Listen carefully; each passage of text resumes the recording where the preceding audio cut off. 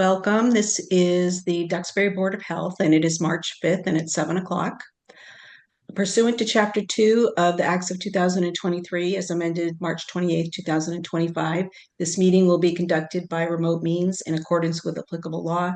The meeting is being recorded and may be viewed at another time by visiting the local scene.media/Duxbury for information about Duxbury programming and watching replays on Duxbury YouTube. All right, call to order. Our first order of business will be 52 Bay Pond Road. Good evening. I'm Freeman Boynton. I'm representing the Londons this evening. Hold on just a second, Freeman, because we actually have the public hearing that's noticed for 7 for the cemetery. Oh, okay. All right, so I will read that. So thank you very much, Lauren.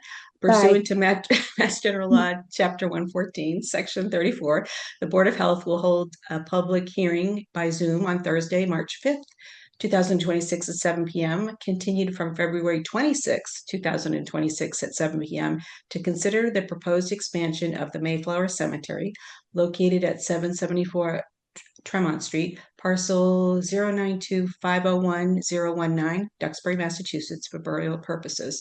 The proposed expansion includes the use and development of additional land for human burial and cremation, interment, and related site work is permitted under applicable provisions of Mass General Laws, Chapter 114, and the regulations of the Duxbury Board of Health.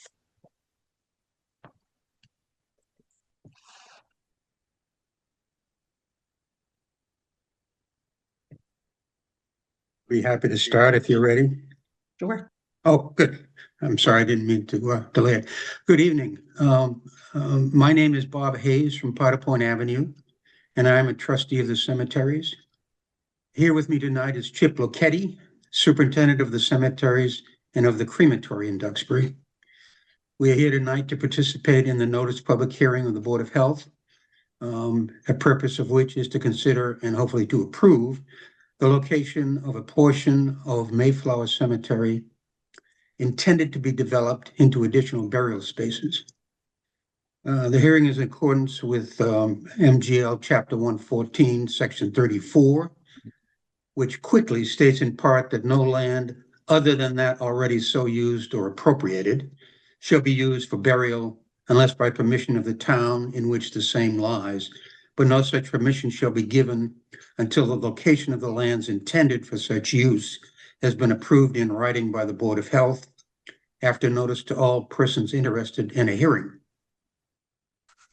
There's been some discussion in town as to whether the requirements of the Section 34 have already been met some 100 years ago, but irrespective of that, Chip and I are happy to be here tonight to describe the proposal to you and to seek your approval.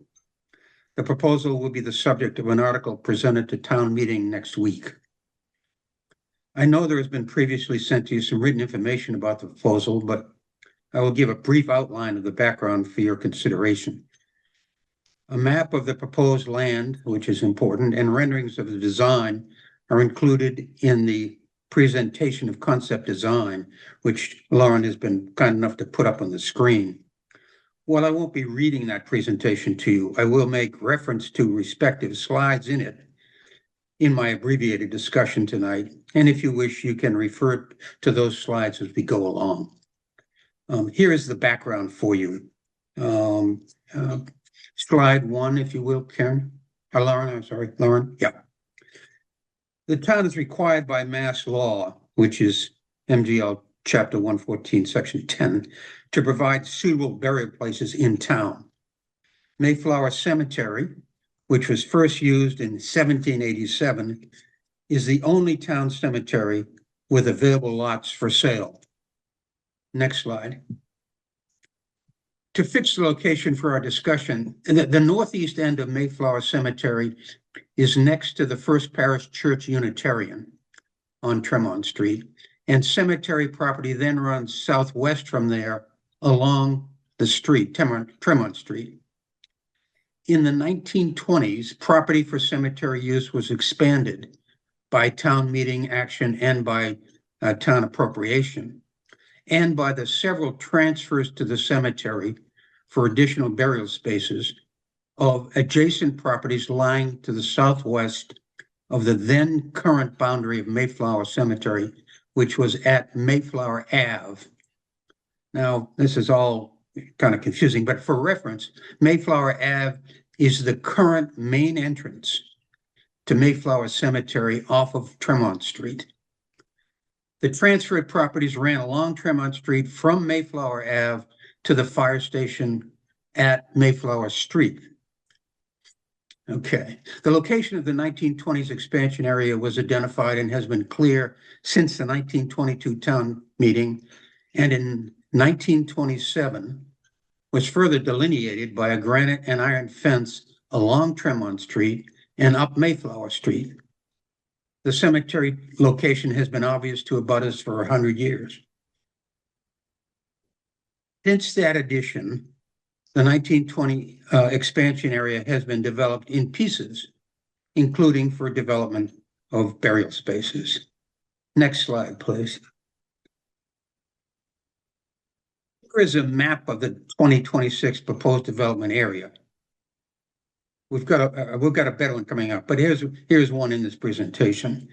The existing cemetery grave area of the cemetery is to the right, and the senior center is to the left, with the area for development in the middle. The 2026 development area constitutes a majority of the remainder of the 1920s expansion area not developed to date. Okay, next slide. The 2026 proposed development has been in the works for a while. In 2018, a master plan for the cemetery area southwest of Mayflower Ave was completed, outlining proposed future actions and improvements in that area, including the 2026 development project, which is the subject of tonight's hearing. In 2022, the trustees placed the 2026 development project on the town's capital project list for fiscal year 2027, this current fiscal year. If you recall, the town requires you to have a project 5 years on the list. All right, next slide. The development is certainly timely. It is estimated based upon historic rates and figures that remaining burial space in the Mayflower Cemetery currently developed area before the 2026 piece is added will be otherwise filled by as early as the end of 2027. No columbarium space is currently available in the cemetery. In 2024, a contract was signed with Harrison Design Studios of Boston, well-regarded architects and engineers with cemetery expertise for the development design. The development timetable envisions permitting, approval of the transfer of funding for the project at next week's town meeting, completion of designs, public bidding, contract awards, and then construction, with a completion date in late 2026, early 2027, and the opening of the area for burials in the neck of time in the fall, spring or fall, or summer fall, probably the fall of 2027. Next slide. 3 design parameters of the development project were specified in the planning. 1, aesthetically harmonizing the new space with the current historic cemetery, Mayflower Cemetery being a principal asset of the town historically. 2, utilizing the space for the maximum practical number of graves. And 3, conforming to the cemetery trustees' budget. Next slide. Funding for the development project is to utilize available trustee funds of the cemetery, including interest from the cemetery's perpetual care fund, interest from the cemetery's Mayflower Care and Improvement Fund, and as appropriated at the town meeting, principal available from the cemetery's Sale of Lost and Graves Fund, aggregating approximately $2+ million. No taxpayer funds, however, are involved.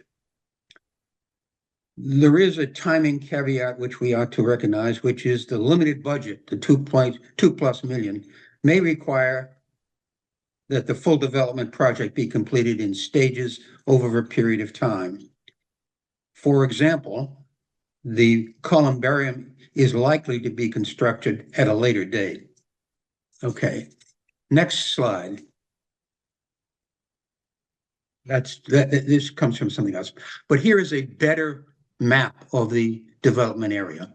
And you'll see existing cemetery on the right and the senior center on the left.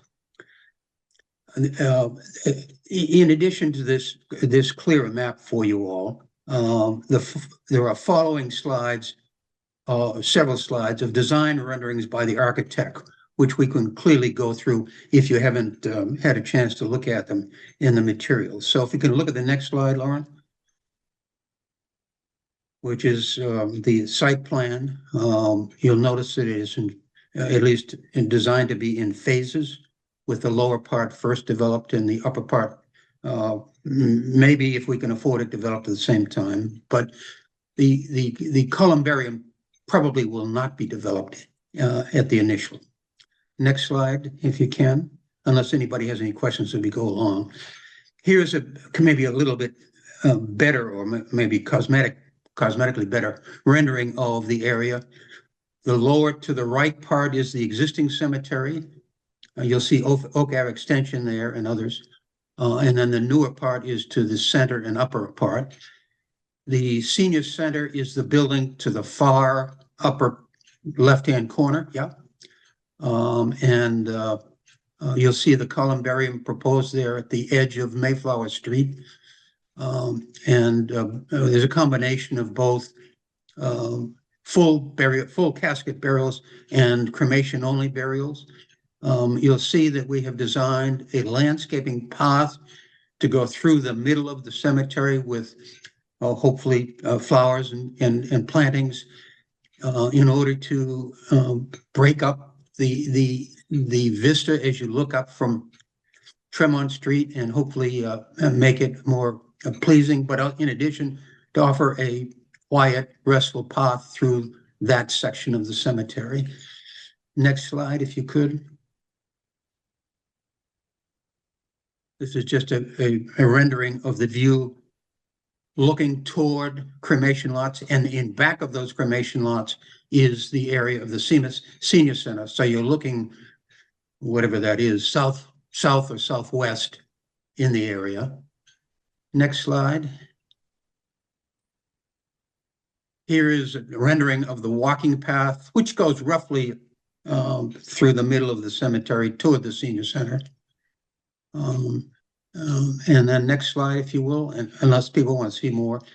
Here is a rendering of a proposed, not these are not final, but a proposed columbarium wall to the south of or roughly south of Mayflower Street, which is behind the vegetation. Okay, next slide, please. Yeah, I'll keep going. These are okay. That's all the slide. The milestones to date in the process. We have had an approval by a special permit waiver. The site alteration special permit of the town has been granted. Stormwater permits, including a quite expensive stormwater process, has been granted. The Massachusetts Historic Commission review, which took some time, has been completed and approved. The Board of Health hearing is obviously tonight, and the town meeting article is next week. Just in summary, the cemetery and the cemetery trustees are pleased with this proposal and the design, and we are excited to bring it to the town. Select Board, FinCom, and Fiscal Advisory have each been approached, and each unanimously support the proposal. We hope that the Board of Health will approve it as well. If the board, or if there's anybody interested on the Zoom call, otherwise, have any questions, Chip and I'll be happy to try to answer them for you. But thank you for your time. Thanks. I just have a question for my own edification, I guess. What is Sure. a columbarium exactly? I'm not familiar with that. Chip, do you want to handle that, or I can handle it if you? Sure. So a columbarium is basically a wall where it has panels on it, and you open it up. It would look like maybe a cubby from school, and you put urns in it. So people that don't want to be buried in the ground can go in the wall. I see. Okay. Thank you. The columbarium that is just presented in structure form will hold about 300 cubbies, which each cubby typically holds 2 urns, so provides for 600 urns of remains. It is becoming more and more popular, in part because it is more efficient use of land, and in general, that because of that, is cheaper, to be honest.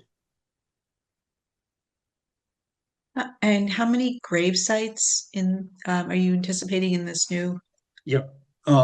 The answer is roughly 3,800 full burial lots, 464 cremation lots, and then 308 cremated columbarium lots. The answer is that's what's going to be initially provided, but we expect that the top half of that diagram that you saw, or almost the top half, we will not survey right away, so that we will see what the lower half usage is, and if there's if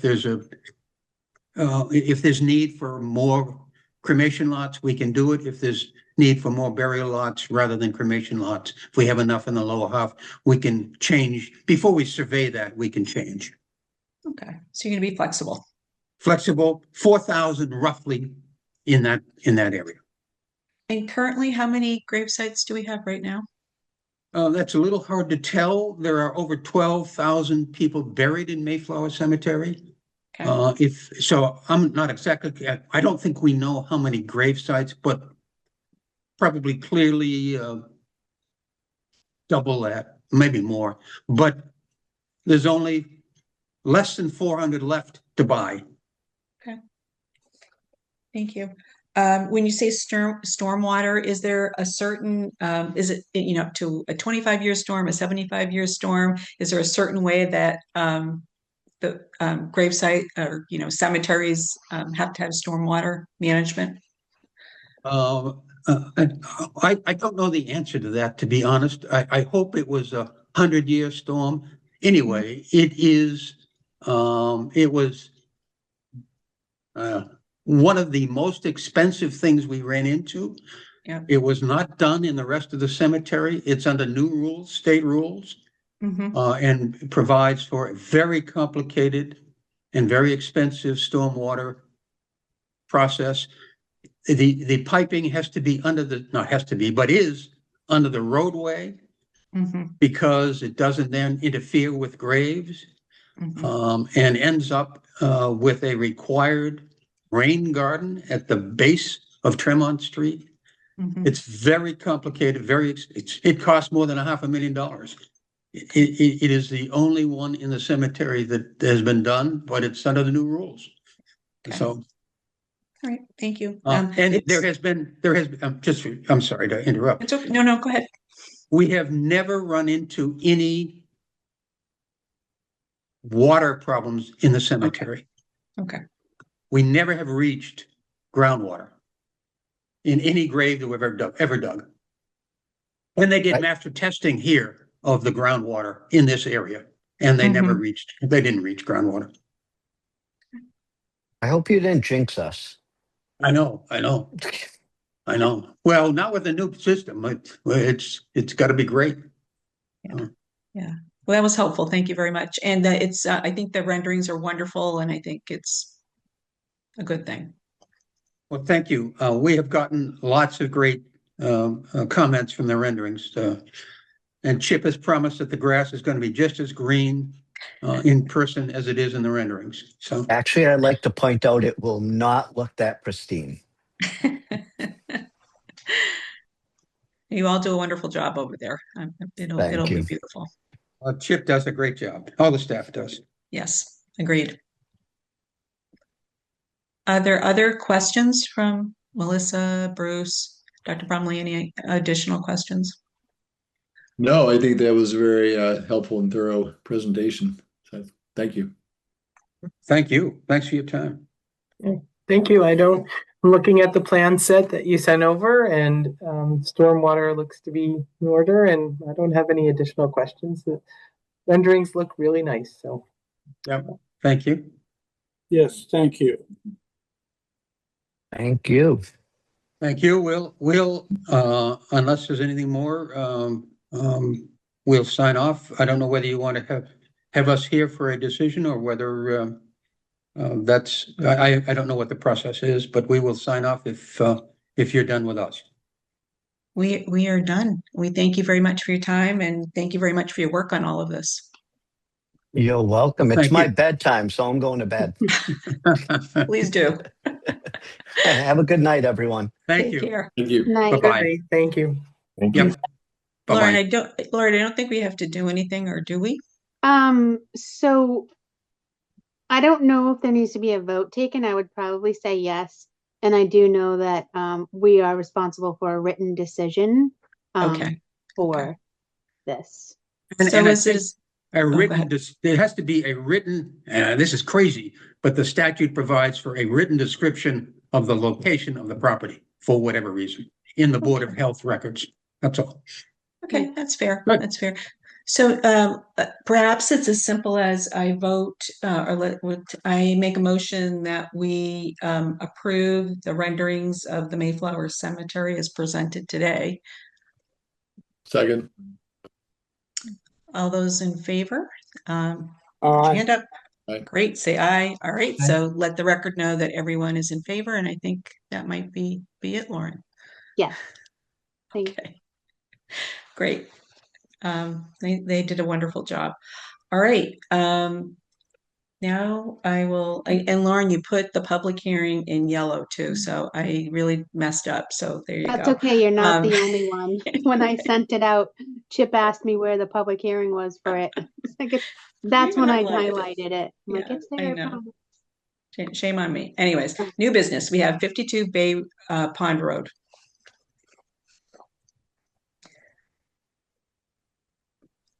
I think Freeman is on mute. Sorry about that. Freeman Boynton from Duxbury Construction representing the Londons this evening at 52 Bay Pond Road. The Londons have decided that they'd like to construct a garage on the property, a small garage. It's not very big. And basically the best place to put it is where the existing septic system is. Went out with Lauren, we dug an observation hole and found some suitable material, and we're going to remove the existing septic system and install a new 1,500 gallon tank and a new 3-bedroom leaching facility to accommodate the construction of the garage. I think you can see on the left side of the plan, there's a small shed and the 1,500 gallon tank and the existing leaching field. And on the right side, you can see the proposed garage, 418 square feet.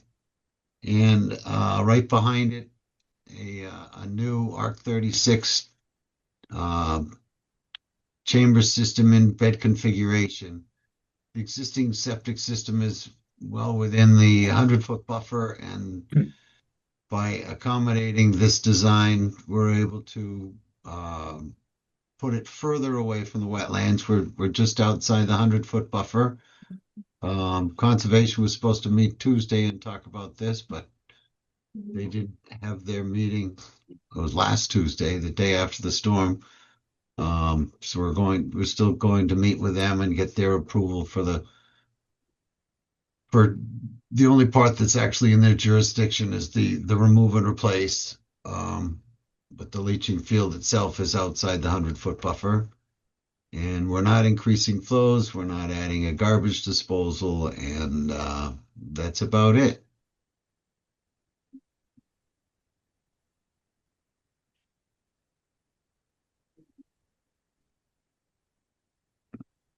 Well, it's nice to see an improvement in distance from a wetlands. That's a nice outcome here. Yep, we do have wetlands on both sides of the property, and Yeah. we're kind of wedged in between the two wetlands. Very narrow property, it looks like. I think you've made it as conforming as you can, so I do not have any questions. Okay. Yeah. I think for me. Bruce, any questions? None. No, it's an interesting piece of land, but other than that, no, I have nothing. Okay. I think we can.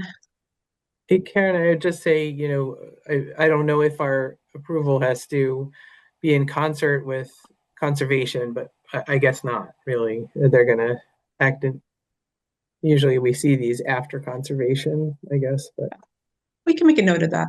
I think that's fine. All right. Well, I make a motion to grant a variance to Duxbury Supplemental Rules and Regulations 1.101A, allowing the proposed soil absorption system to be located 101.2 feet from the wetland versus the required 150 feet. Second. Anyone opposed? All right. Motion carries. I move to grant a variance to Duxbury Supplementary Rules and Regulations 1.11, 1B, allowing the proposed soil absorption system to be constructed 5.1 feet to the water table versus the 6 feet with a perk rate of 2 minutes an inch or less. Second. Anyone opposed? Great. Motion carries. So we have comments and findings. This is an existing 3-bedroom dwelling with no proposed increase in flow. This property is not located in a Zone 2 wellhead protection area. This is the best location for the system that maximizes distance to the wetlands. The system is not designed for a garbage grinder. And just a last comment is that this is pending. This is fine pending what any adverse outcomes from conservation. We would need to revisit this. Understood. All right. Well, thank you very much. We appreciate it. Thank you. Enjoy the rest of your evening. Thank you. Thanks, You too. Chairman. All right. We have 676 Franklin Street. Good evening, Joe Webby, Webby Engineering, and I'm here on behalf of the Divines at 676 Franklin.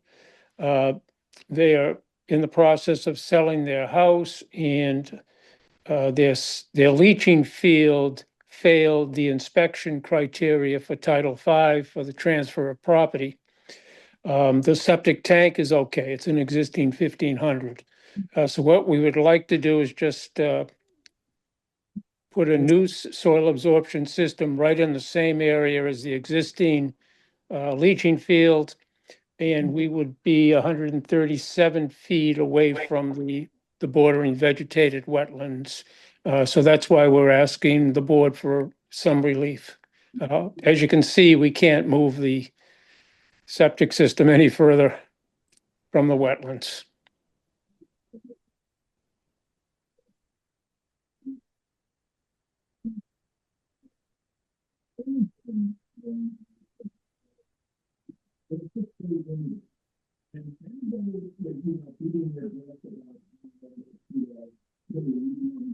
I don't have any questions. Does it, Melissa, Dr. Brumley, Bruce, any questions you want to ask? What is the system that failed? What is there any difference in the size with the 3 cement? I don't know what you call them, tanks or whatever they are. Chambers, yes. Is the leaching system, field for the new system any different in size? No, it's Well, we got a little more depth, 2 feet of depth, but other than that, it takes up the same footprint. Okay.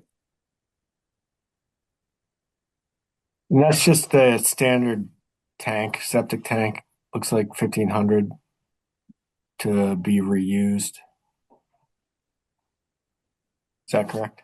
Yes, yeah, the septic tank did pass an inspection, so and it's 1,500 gallons, so we were able to reuse it or continue to use it.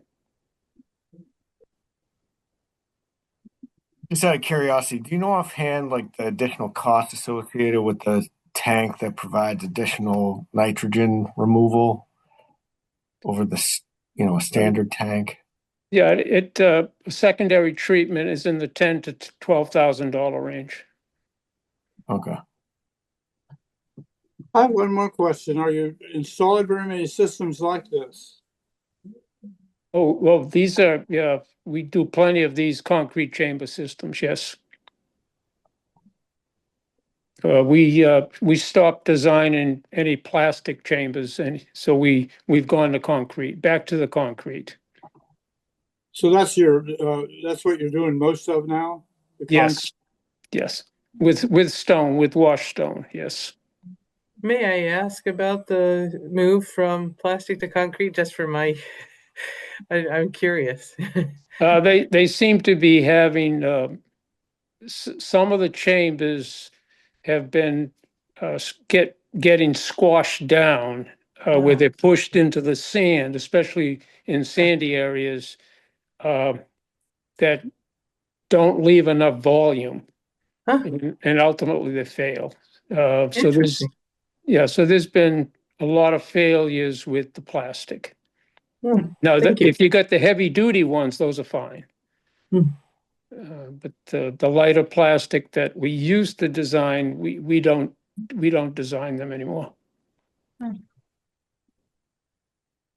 Thank you.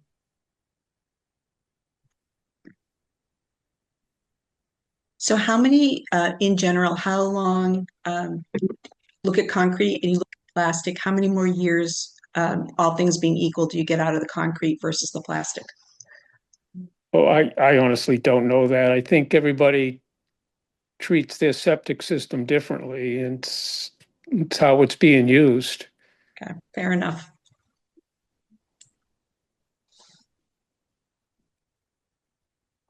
Other questions? No, this looks like the best location on the property for this system, so that's good. All right. Well, I make a motion to grant a variance to Duxbury Supplemental Rules and Regulations 1.101A, allowing the proposed soil absorption system to be located 137 feet from a wetland versus the required 150 feet. Good. Great. Anyone opposed? All right. Let the record show that everyone is in favor. Motion carries. The comments and findings. This is an existing 4-bedroom dwelling with no proposed increase in flow. This property is located in a Zone 2 wellhead protection area. This is the best location for the system that maximizes distance to the wetlands. The system is not designed for a garbage grinder. And there is a failed Title V inspection report from January 17th, 2026. Thank you, Mr. Webby. Thank you very much. Have a good night. Take care. All right, moving on to our third agenda item, which is a continued discussion with the Duxbury Safe Water Committee regarding concerns to the town's public water supply.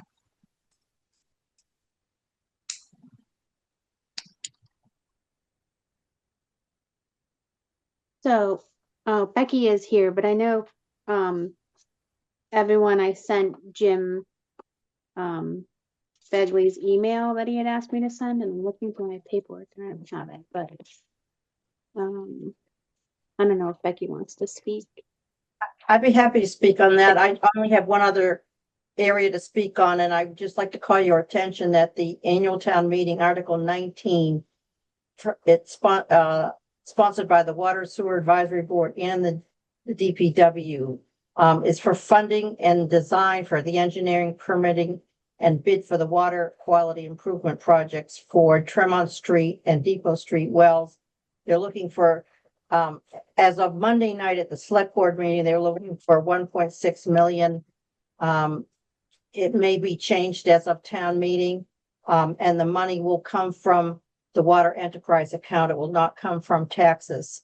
And we hope there will be support at town meeting for that article. It is critical that we get moving because we need to secure actually a company that can do this for us. The other piece was Jim Bagley's comment that he's concerned with the Lakeshore Drive well that has normally been shut off most of the year and only used in the summer for irrigation when there are for additional water when the town has a higher water demand. But it's been turned on because the town, I guess the water department is doing work on some of the other wells and they need the water to come through. And the concern is that that well runs along parts of Lakeshore Drive before it hits the tank on Bristol Street, the water tank for storage, and those houses that it goes by get their water directly from that well, and it's not mixed or you as all of the town water from the town water tanks are mixed so that we get a hopefully a reduction in some of the chemicals that have been a problem. But the Lakeshore Drive well has been for 2 years above the MCL levels. And it's one of the highest, it is the highest now that's operating. Partridge has been closed for several years, and that's the only one that exceeded those numbers. And we feel that the homeowners that are along that section of Lakeshore Drive should have some kind of notification that the well is turned on and that maybe they shouldn't use that water to mix with a baby formula. Because I know pediatricians all throughout the South Shore tell all new mothers to use town water for the baby formulas to be mixed because it's got fluoride in it. And there may be other reasons and they may want to get a filter, but that well has not been used year round for a while, and now it is being used. And I think it's a health impact, and I think it behooves us to notify them. It doesn't have to be scary. It just needs to let them know that that well is on and they're getting their water directly from Lakeshore well site, and they maybe want to look at the test results. I don't know how else to word it, but the Duxbury Safe Water Committee concurs with that recommendation from Jim, and he's the chairman of the Water and Sewer Advisory Board for the town.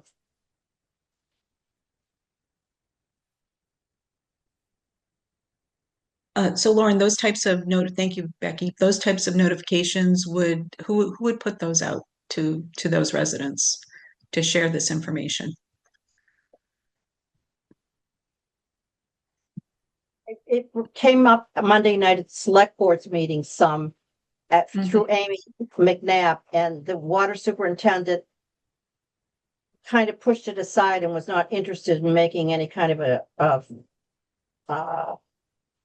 public notification. So if I could just weigh in on that part, so public notification from a water department is a specific thing that is, done for, regulatory issues. Right. And, if you need a boil water notice, the things that come up, I think we may want to explore other avenues to do this. Perhaps even talking with the town manager about what the options are. But I agree with the water superintendent. Clearly. Sorry, what? Cautionary type notice. It's not a mandate. Obviously, it's not a directive. Right. But if I were living along those homes, well, you want to share the information, and I think, yes, Melissa, to your point, who's the best person to do that? That makes sense, right? Here's the information. This is what it means. Right. Yeah. Because it doesn't sound like that well is going to be shut off anytime soon. Yeah, I wasn't sure. That was something, I think it might be good to check back in with the water superintendent about the plan because it was a temporary, somewhat temporary measure. While they were rehabbing some of the wells, they needed that capacity. And, definitely I am not downplaying what Becky's saying, because I think that is something, that people should know about, especially in that Yes. area. Mm-hmm. But I think it might be good for us to check in on what the schedule is for this well and whether it is going to be turned off in the near future. And if not, how, what's our best avenue for notification? Yeah, I agree. I I'd agree like with to add all of one that. more piece that the committee that was investigating how the wells could be filtered for PFAS determined that Lakeshore Drive is too small a site, so they can't put a plant that will filter PFAS there. So once we get enough wells that are filtered and operating on full capacity, it's going to be abandoned. Yeah. When I was reading about this in the Clipper, this warrant talked a lot about this, but The warrant article? but it didn't indicate Lakeshore Drive in the warrant. I mean, it said exactly what you all just said. It's not for Lakeshore Drive. It's only for two wells. It's for Tremont Street and Depot Street only. Yeah, but I'm saying that when you read the Duxbury Clipper and you're reading about the warrant, it talked about the well that will having a lot of forever chemicals. It didn't. Did anybody else read that, or did I read something else? No, Bruce, I think you're referring to an article like a week or two ago. So anyway, I thought that I'd read. I don't know what was part of the warrant or not, or just part of the Duxbury Clipper article today in today's Clipper. Today's Clipper. I haven't read it yet. It went through that same explanation, and it said that that particular well is normally not used during the winter, but it's used in the summer so people can take care of their lawns. Or they don't say it that way. They say it, so because there's so much more water required in the summer. So they said that's when it's on. But And those then homes in the summer, if it's turned on, are going to water their vegetable gardens, and I hope they're not going to try to do that with that water directly from Lakeshore Drive. right, it didn't say anything about, as far as I know, it's the Duxbury Clipper article. It didn't, but they could have, but they didn't. All I'm saying is that some of these write-ups that you read could warn people about this situation.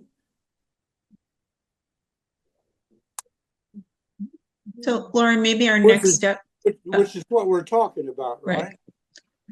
So, Lauren, maybe as Melissa had, suggested, perhaps talking with our town manager and thinking about what next steps to share this information with. Yeah, I'm not sure how many people really know that in some cases the water that comes out of the wells, isn't really used right away by the houses that are close to the wells. It goes to the tank, and it's mixed with all this other. Therefore, the overall problem of whatever's in that water is dispersed among more water. But in this case, what we're saying is that those houses, I don't know how many houses there are, whether there's 50 or 25 or 10. I don't know what we're talking about. But in this case, we're saying that is not likely to happen. What's going to happen is that the houses are going to get fed directly from the wells.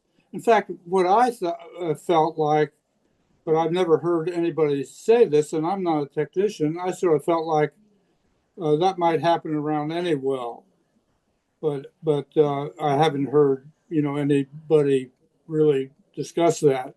So any houses around Depot Street when Depot Street was being used might have had more magnesium than some other house because of, so that could very well be true with all of our wells and any houses that are around any of the wells that are high in the forever chemicals or whatever it is.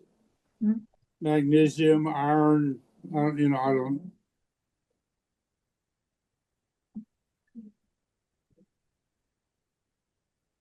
And I don't know how many people know this.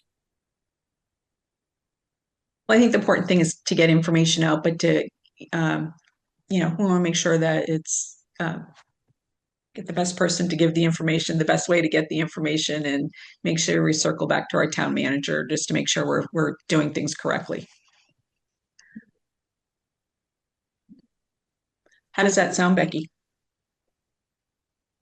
I'm afraid the town manager is going to pick up exactly what the water superintendent said and ignore it. Okay. Well, the second part is like, what's Because the it's best way to not get information to enforceable. people? I agree, but my history working with him all the years he's been, when I was doing all the PCE water pipes, was whatever the water superintendent was saying was as far as he was going to go. Well, Lauren, if you, I'm happy to have a conversation with you, with the town manager, or whatever you think that you feel the best next step is. Okay, that might sound like a good plan. Okay. And I mean, Becky, I will also follow up. I'm the liaison to the Water and Sewer Advisory Board. We have a meeting on the 23rd, and I'm happy to follow up with Mark, with the water superintendent as well, and revisit this and see if, and coordinate with Karen and Lauren as well. Okay. That would be great. Okay. So that'll be our next steps. Okay. Okay. Thank you for raising it, Becky. We appreciate it. You're welcome. Have a good evening. Thank you. Take care. You too. Right, I think we can move on to e-bikes, community safety concerns and exploratory discussion on future actions for Duxbury.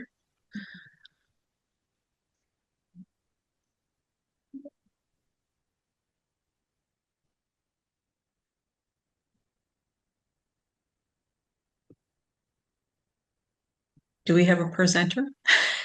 Mary, Mary. here. Mary is here. Okay. I am here. It's probably better that there's no picture because I'm just back from Mass General with a major dermatology appointment. Oh, no. Well, So thank you still for joining us. So that would look bad. But anyway, I was surprised to be on the agenda. Let's just lay it out on the table. My point that I hope that I made was just being on Washington Street, seeing young kids on e-bikes with and without helmets, obviously being maybe 8, 9, 10 years old, was disturbing. Particularly, they were doing wheelies on lawns, etc. And I thought, this isn't really a good idea. And then I read, obviously, what was in the Globe.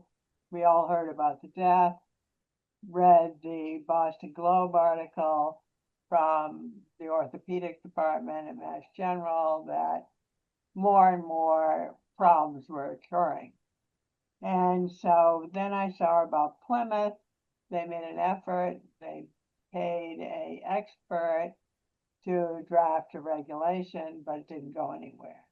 So all I was doing was thinking, well, let's see whether the Board of Selectmen, the Board of Health, DEMA, the Duxbury Police, anybody would be interested in taking the ball and doing anything about it after town meeting and the beginning of spring before the little 9-year-olds are feeling frisky on their e-bikes or begging their parents for an e-bike and to get something going.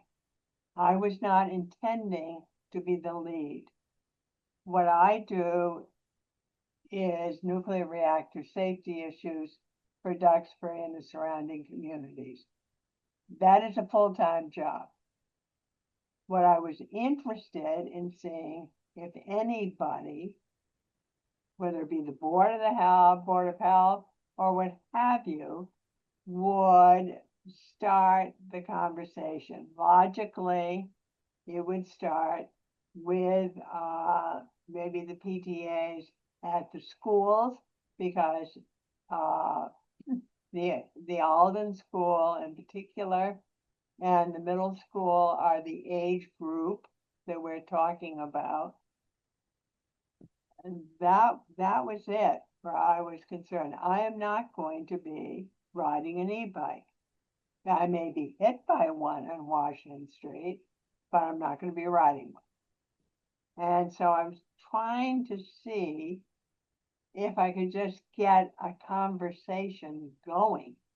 That was the goal, not to head this group, because I only have 12 hours of working time a day. That's all I have. And nuclear takes that amount of time. And so that's all I'm going to say. I understand and I could be wrong, my understanding was the Duxbury police chief said his interest was in getting something written out of the school department. And I thought that really doesn't seem that's something, but I don't think that's what I had in mind. At least there could be a community meeting or something. But I cannot conceivably lead this. I'm interested in it, but I can't lead it because I do not have the time. All I do is work on what I do. I know that probably is not a great comment. Well, we don't want you to be hit by an e-bike on Washington Street. I think that's what you said. We don't want that. We don't want you driving one either if you're not interested, for sure. What about Lauren and everyone else? I mean, if the police want to take this and provide education, I'm not sure the venue, the schools, the senior center, would that be because it is not a lot of regulations, right? So we know that, but I wonder if we start with education, people might not realize the injuries that can be incurred with using these e-bikes. But what do you think about that? What about a meeting? What about the Duxbury Police, DEMA?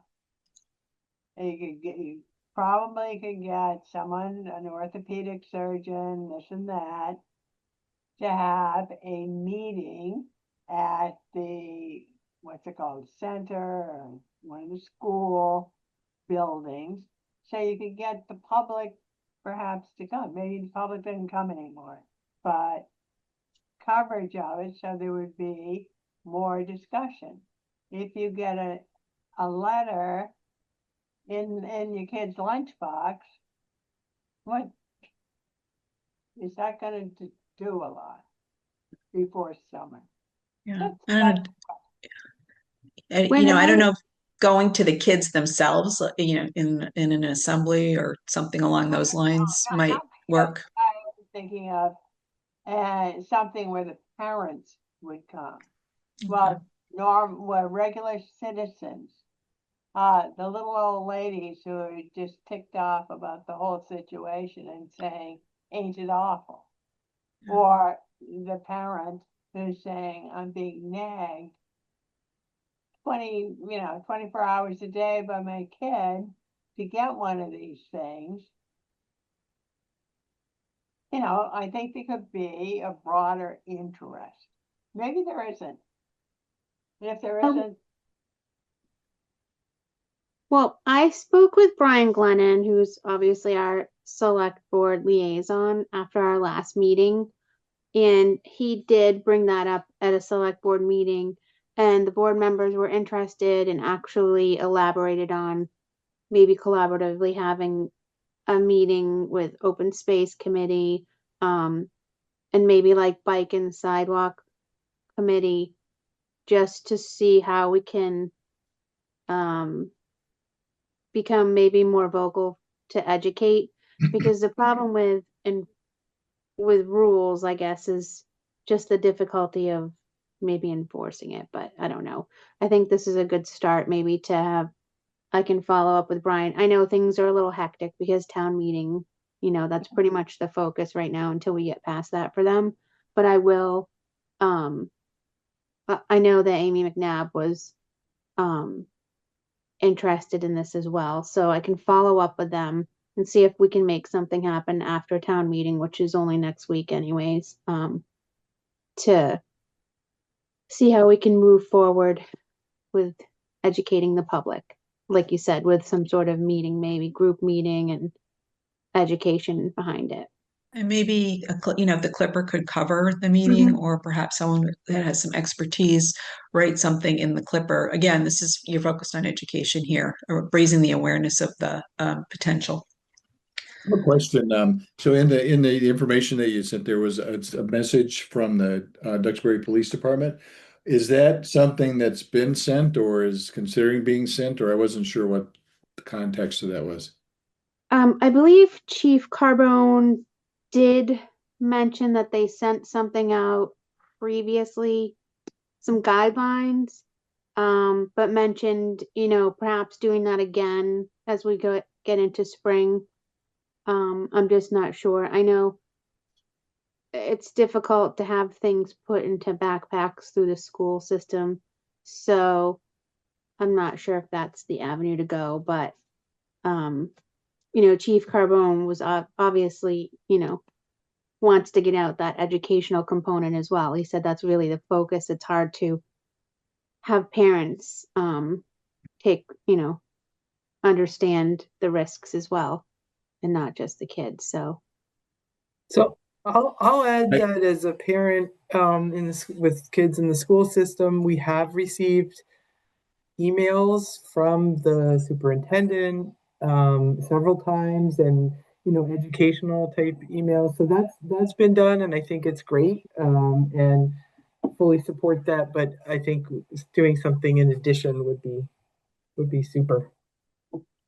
Yeah, and I like the idea of having maybe an orthopedic surgeon, but maybe better would be an ER physician, because I mean there are broken bones and those are bad enough, but they had trauma and abdominal penetrating wounds and things of that sort are a little scarier, I think. So, an ER physician is going to see all that stuff. Just a thought.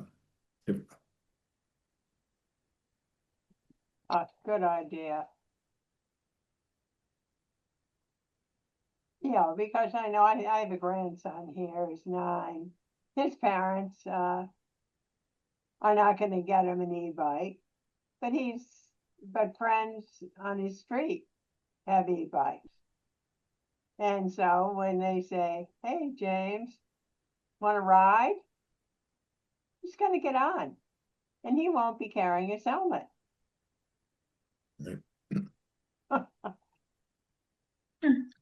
Not a good idea. Well, that's the way it goes, but granted, I was driving at 12, but a car.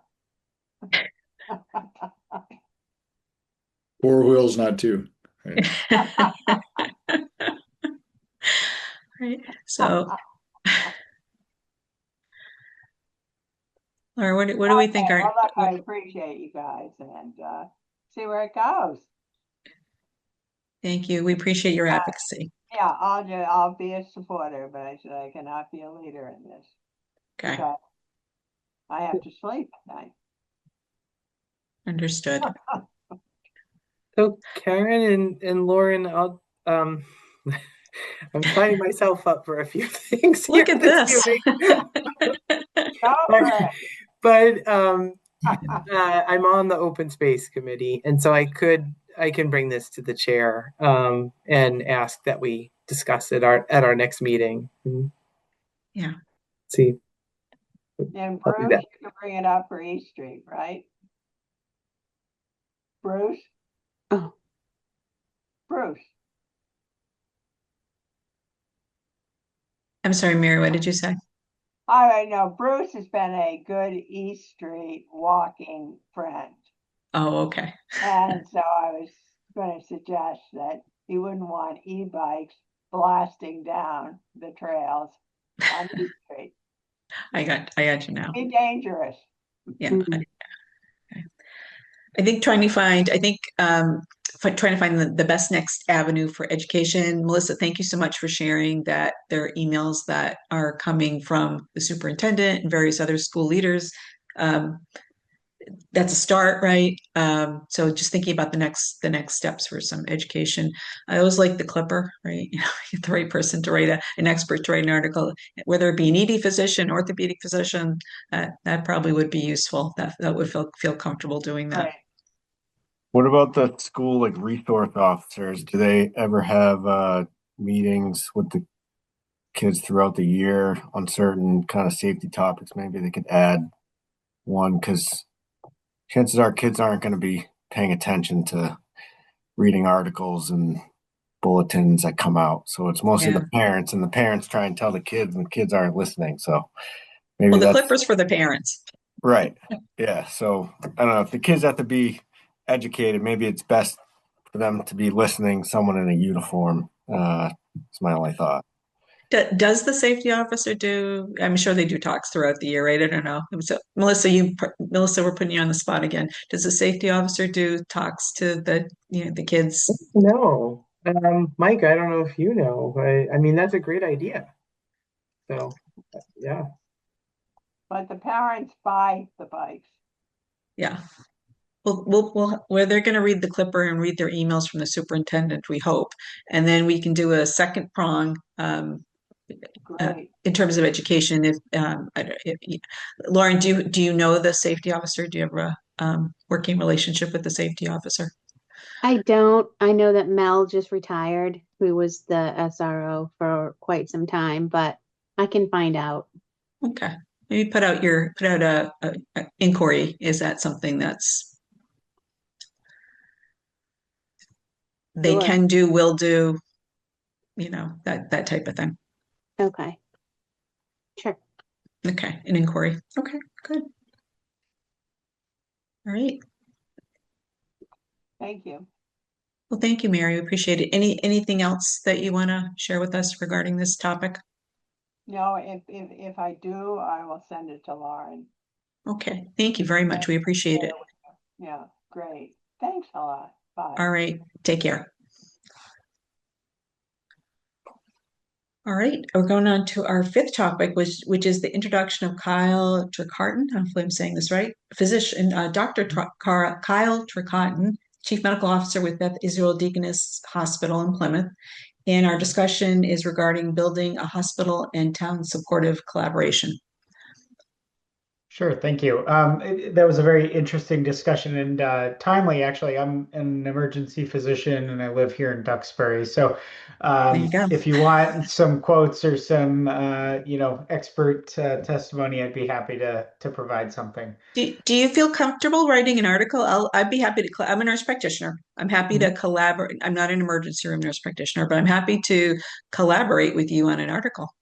Yeah, we can definitely work on something. Okay. And it's interesting because myself, I've been the interim. I was the interim chief medical officer as of May of last year. Took over as permanent chief medical officer in January, and we've sort of been thinking about all of the outlying towns. How we could have better collaboration with the town and the hospital and sort of work in tandem to improve the health and wellness of town residents. And so, Duxbury is, where I live along with my family, wife and two kids. We live on Elm Street, and figured, the Board of Health might be a great place to start and get involved and talk about some of the things that the hospital is doing and how that might align with what the town is really looking for. Lauren and I had talked about, I put together a couple of slides and just of, what the strategic plan is for Plymouth in sort of very broad strokes, BI Plymouth that is. So if, the board would be willing to sort of take a look at those, I'd be happy to present on them. And then, maybe we can think about next steps from there. Okay. Yes, feel free to put your slides up. All right. Okay, I think everybody can see those. We can. Okay. So I wanted to talk a little bit first about Beth Israel Lahey Health, which is a system that's sort of come into being over the last 10 to 15 years through a number of acquisitions. Um, and it's really a merger of the Beth Israel system at the end. So that's historically been the Boston area and then south of Boston on the South Shore, and the Lahey system, which tends to have more hospitals up in the north. So we have 14 hospitals in the system, and you can see that Beth Israel Plymouth, is sort of the southernmost hospital in our system. But we're more than just hospitals in that the real strategic differentiator for Beth Israel Lahey Health is what we're calling our Blueprint 2030 plan. And at the end of the day, what this really means is that we want to provide 70% of our care in the community rather than at academic medical centers, which is really the focus of some other large systems, is really to drive as much business and patient care to large tertiary care academic medical centers, whereas we're sort of focused more on building up primary care, building up specialty care in the community. And Beth Israel Plymouth and all our surrounding clinics really plays a large part in that plan. And, we wouldn't go through all the details here, but I want to demonstrate, all the different specialties and the number of providers that we've really added to our medical staff in those different specialties in the last, this is about the last 1 to 2 years here. So you can see primary care, cardiology, interventional radiology, which is brand new to the community. And we're really looking to expand even more in gastroenterology, OBGYN, oncology, and even more in primary care. Strategic plans for the hospital itself. We're currently undergoing an emergency department expansion. This is a rendering of what the new ER is going to look like. So anybody present for the meeting that's been to our ER has probably seen the construction going on. And really what we're looking for is this to be done in the autumn of 2028. Our current emergency department was built in 1993, designed for 27,000 visits. And the new ER, is designed for 65,000 visits. You can see, we're going from mostly curtained bays and only 5 private dedicated rooms up to 37 private treatment rooms, and a great expansion in our behavioral health capabilities in terms of facilities. And I think what this means is that patients, and I think a large number of Duxbury residents, when they come to utilize our emergency department, will really see improved services. The behavioral health patients will experience increased privacy. Medical patients would experience increased privacy as well as infection control, much more quiet environment to be cared for and recover. The waiting space will be a lot nicer, bigger, better, and a little pediatric area for little ones as they're waiting for their family members. This is a rendering of what the new exam rooms will look like. Natural light. You can see, the chairs for visitors to come in, workstations for the providers so they can, nurses and physicians can spend more time at the bedside. Since so much of our time is spent on the computer, now the computer's right there where they can continue to take care of the patient. This is a quick rendering of our existing ED. So the blue and pink areas are 2 sort of separate areas, and this gray area in between them is where our CT scanner is located. And I'd sort of highlight the 14,611 square feet, as opposed to this is what our new ED would look like, 29,000 square feet. And all of these are, various private treatment rooms dedicated to various types of patient care. And the orange area on top is the new behavioral health unit, which, would more than double our capabilities there. And then the other big expansion project is, our current oncology, our cancer clinic is located on site, sort of right across the hall from the emergency department, in part in order to make room within our hospital walls for that new ER. But also because, cancer care, especially with our Dana-Farber collaboration, with which folks might have heard about, in the news, we really expect to see a lot more demand for cancer services. And patients really don't want to be spending, 1 to 2 hours waiting in traffic, on Route 3 and Route 93 to and from Boston twice a week for oncology care. And so what we're building is a brand new state-of-the-art facility in Cordage Park in Plymouth, which will have double the expansion, double the square footage, more infusion rooms. It'll be licensed under BIDMC, which will give us access to additional drugs treatments that we can't, sort of provide as Plymouth, and also access to sort of research capabilities as well that we couldn't as a community hospital. So it's kind of everything on the slides. What I would say is, we're really looking to become a state-of-the-art facility, a regional medical center that can, deliver top line state-of-the-art care right here, on the South Shore and be able to keep patients here. I'm really excited about where Plymouth is going. I've been here since 2017, and working in the emergency department. And we have this reputation from a long time ago as Jordan Hospital, which was sort of the very small hospital with limited capabilities. And I definitely don't think that's what Plymouth is anymore. And definitely, in the years to come, I think we're really going to expand what we can do. And so I think it's an exciting time. And like I said, we're really looking to sort of collaborate with the various towns and figure out what we can do to help, and how you can help us and we can help you. Thank you. Yeah, hi Kyle. I'm David. I'm also a physician in family medicine, by the way. Thanks for that presentation. So do you have some specific thoughts or ideas about the collaboration, or can you give us some examples of the types of things you're thinking about? Sure. Yeah. So with the town of Plymouth, we started, involving, we're a nonprofit organization, obviously, and part of that designation includes, donating some of our, revenue back to local communities and using those to, give back to the towns. And how do we align those resources together and work towards common goals?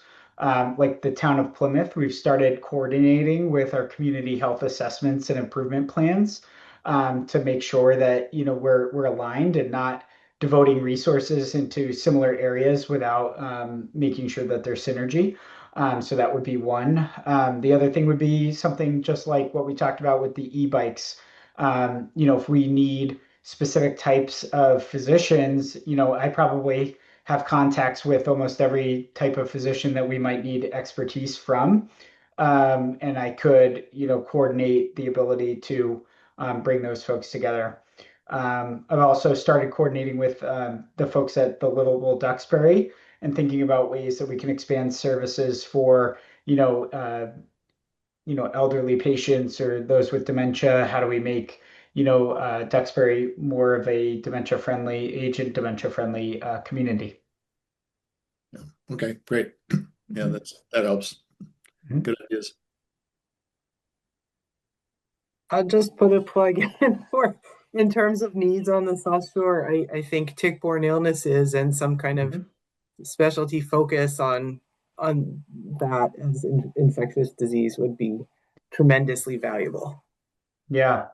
We actually just hired a brand new infectious disease clinician, his wife is actually, a hospitalist at our hospital as well. So I think, they're going to be long-term residents and will really add to the capabilities of our infectious disease.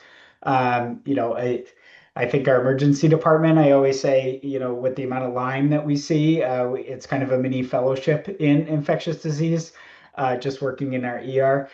So I certainly appreciate that. And, if there's things we can collaborate on in terms of education or, lectures, presentations, articles in the Clipper on how to, prevent things like that, I think that's another great idea.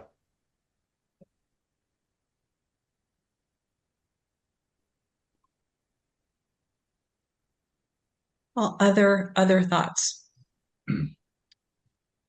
I think So I guess just a question around sort of the process and mechanism. I mean, I think there's some great ideas, but I guess the question is how do we move things forward? That's so I mean, I'd be happy to, sit with you at some point in the near future and talk through things and come up with some ideas. Then we bring them back to the board. Perhaps I don't know, Karen, if you wanted to join or we Sure. can have some sort of Absolutely. We could.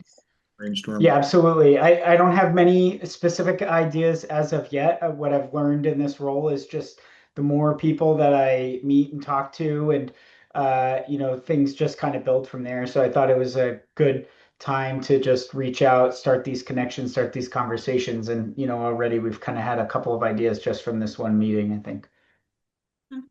But maybe Lauren, Lauren has my contact information. She could certainly distribute it to, the members of the board, and I'd be happy to have a conversation, cup of coffee, anything like that. Sure. Actually, I was asked to be on that Livable Duxbury Health and Community Service team as well. So I know there's 4 different areas. I'm not sure if we'll end up on the same one, but I'm sure we'll be communicating through that as well. So yeah, absolutely. Great. Well, thank you. We appreciate it. I used your service. I used your services instead of going to Boston most recently. I had hip surgery, and I did not go to the Baptist. I went to great. you all, and I had a wonderful physician. So I agree, your specialty care is evolving in a good way. That's great to hear. I'm glad. All right. Well, thanks again for your time. Thanks again for the presentation. We look forward to the collaboration. And if you're really interested, we're interested in collaborating on a nice article for the Clipper around e-bikes. So feel free to start typing something up and send it our way. All right, we'll do. You can loop me in on that too. I'll help out with that. All right, sounds good. We'll help Thank you. All right. Take care. thank you.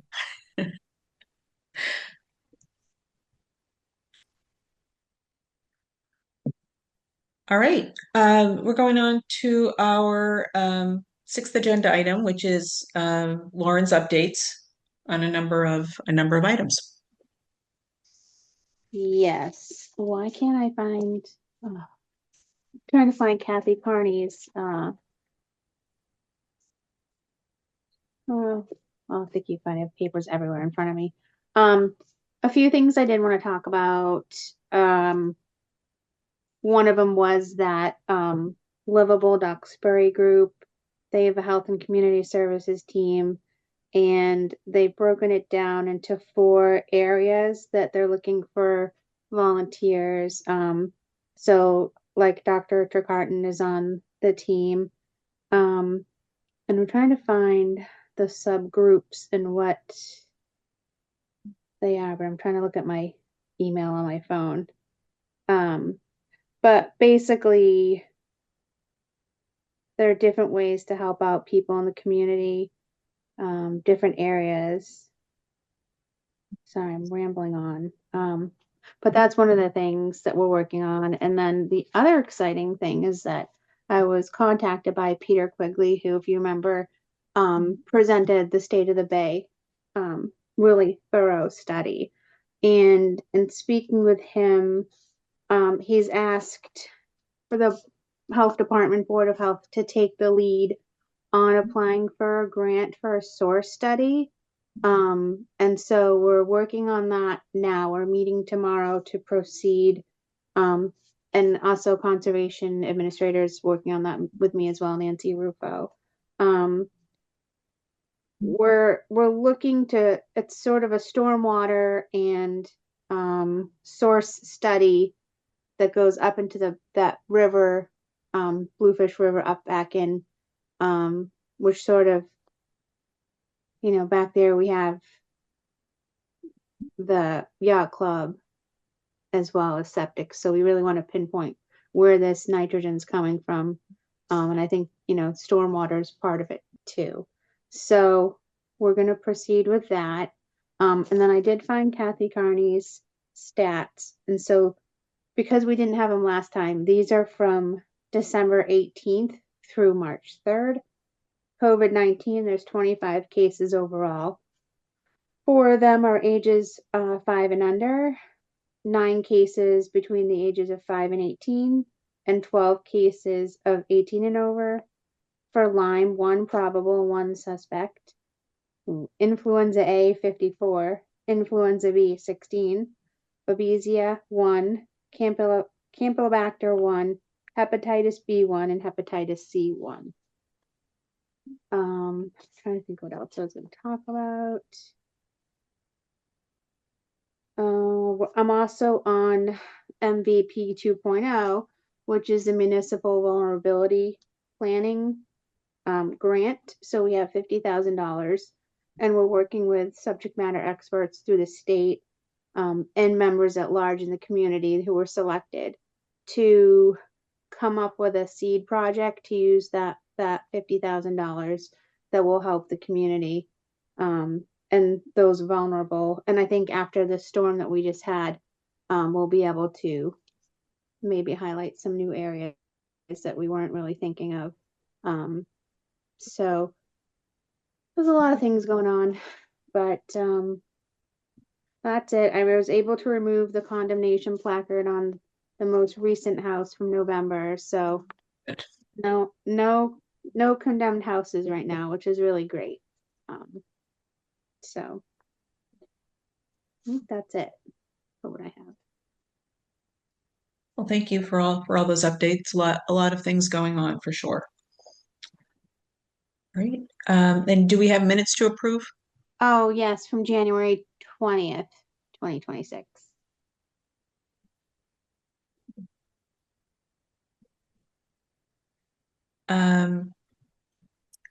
So I'm going to make a motion to approve unless anyone has any edits that they would like to share. Okay. Second that. I did look through them earlier and looked good to me. All right. So I think we're all, and there's no objections. I don't hear any objections. I think we can go ahead and approve those minutes.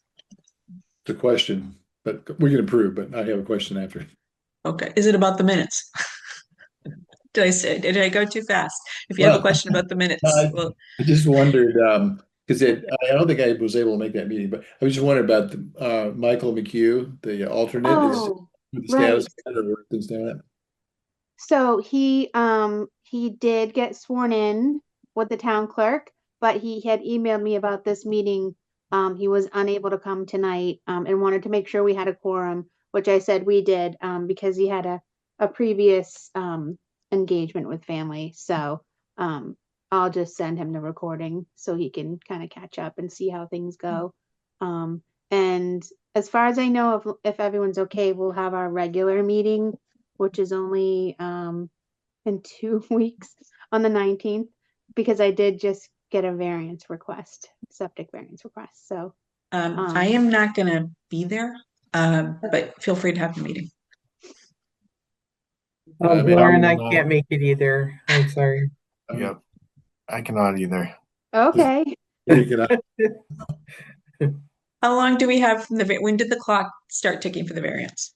I just received it on Monday, so I think we have 45 days. And I don't think they're in a huge rush, so. Okay. All right. So it might be okay to, unless something important comes up, to defer to April. You want to go out to April So April 23rd would be the fourth Thursday. Does anyone have an issue that is school break week? Which I know a lot of people might go away. Just let me know. Think about that. We have some time. Okay. I just want to make sure we just don't have an issue with the variance. So if we do, let us know and we can figure something out.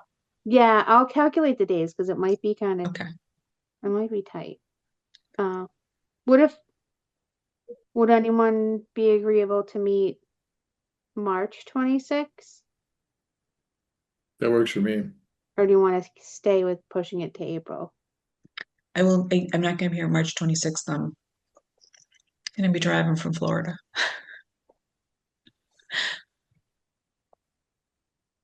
7 weeks, which is. So I'm just trying to calculate. I think we're okay to push it to April. Okay. Even if actually the third Thursday is this April 16th.